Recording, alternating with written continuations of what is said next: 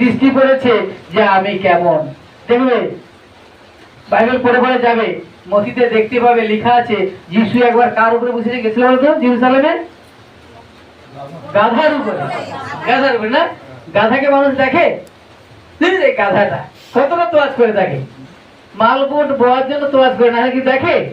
আর যখন প্রভু যীশু খ্রিস্ট সেই গাধার উপরে উঠলেন, সকল চক্ষু তখন তাকিয়ে আছে, প্রথম গাধাকে দেখতে পাচ্ছে, তারপরে যিশুকে দেখতে পাচ্ছে। কারণ গাধা উপরে যিশু, গাধার উপরে যিশু।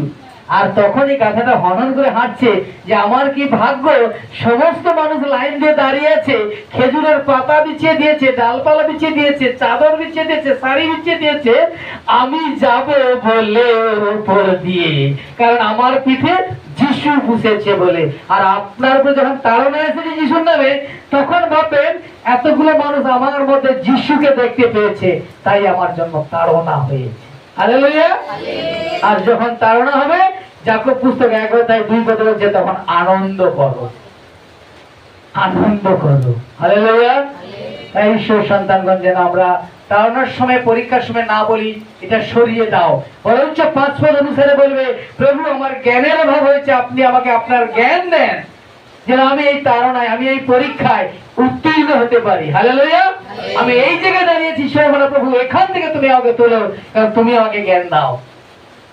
কিন্তু তাড়না সরে যাবে, আমি তাড়নাকে সরাবো না, প্রভু জ্ঞান দিবে, সেই জ্ঞানে যখন চলবো তাড়না এমনিই সরে যাবে। হালেলুয়া। এই জন্য কখনো ভয় করো না, প্রভু বলছেন দ্বিমনা হইও না, সুস্থির হও, প্রভুকে বলো। আর প্রভু আপনার জীবনে, প্রভু আমাদের জীবনে, সকলের জীবনে তিনি একটা সুন্দর কাজ করবে, তবেই না প্রভু প্রচার আরো বেড়ে যাবে। হালেলুয়া। ঈশ্বর তার পবিত্র বাক্যে প্রত্যেককে আশীর্বাদ করুন। আসো আমরা সবাই মিলে। বুঝতে পেরেছি ঈশ্বরের বাক্য, আমরা বুঝতে পেরেছি। যাকব পুস্তক 1 অধ্যায়ে 1 থেকে আমরা 8 অবধি পড়লাম, বুঝতে পেরেছি।